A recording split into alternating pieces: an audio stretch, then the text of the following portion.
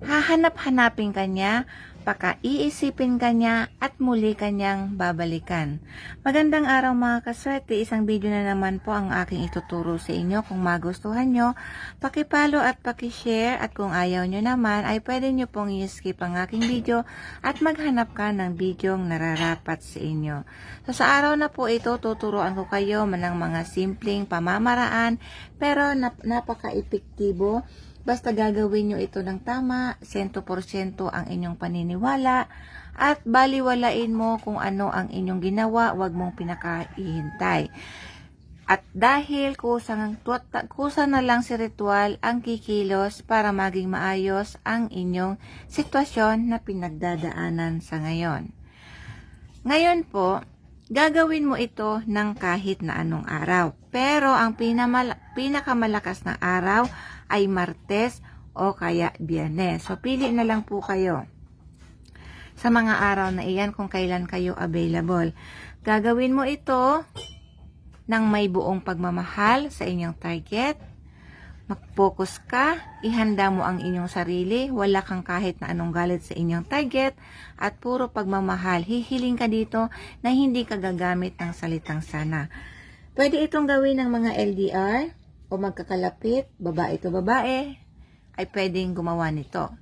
So, una, kailangan natin ng basong babasagin na may tubig, isang kutsarang asukal, 3 pirasong dahon ng laurel, at isang bawang. Si bawang po ay balatan natin si bawang. Binalatan ko na. Pili kayo ng bawang na malusog, kandilang puti o kaya pula.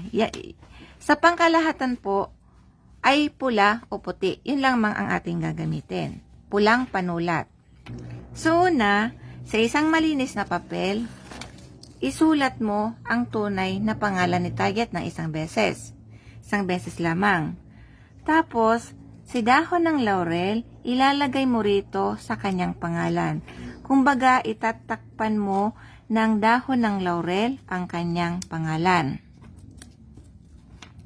Dapat po yung dahon ng laurel ay patihaya. Ganyan. Alam naman natin si dahon ng laurel ay panatik na tagatupad ng ating mga kahilingan.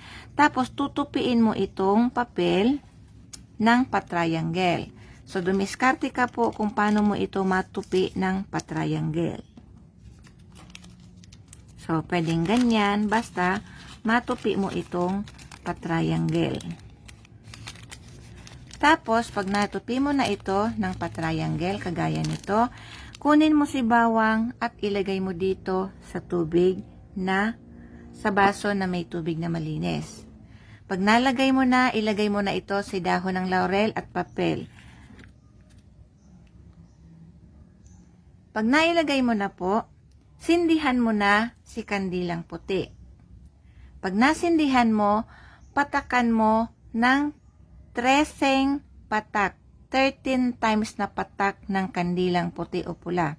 So, papatakan mo, bilang ka, pagpatak ng isa, 2, hanggang sa maka 13 kang patak. So, pag napatakan mo na, ilagay mo na si isang kutsarang asukal. Tapos, ilagay mo ito sa iyong bunganga. Ritualan mo ito. Sabihin mo dito, 1 luna, iisip-isipin mo ako, pakahahanap-hanapin mo ako, pakamamahalin mo ako ng walang kapalit, pakamamahalin mo ako ng higit pa sa pagmamahal mo sa inyong sarili, at babalikan mo ako sa iyong pagbabalik, mababalik ka na sa sobrang pagmamahal sa akin. Kahit anong gusto mong sabihin dito, ay sabihin mo. Pagkatapos, ihipan mo ito ng 3 beses. Pagkatapos, itago mo na ito sa isang lugar na madilim. Huwag mo itong gagalawin doon. Dapat hindi nasisinaga ng araw, hindi nasisinaga ng liwanag. Kaya, sa ilalim mo ito ng kama ilagay o sa likod ng cabinet. Basta hindi siya masisinaga ng araw o liwanag.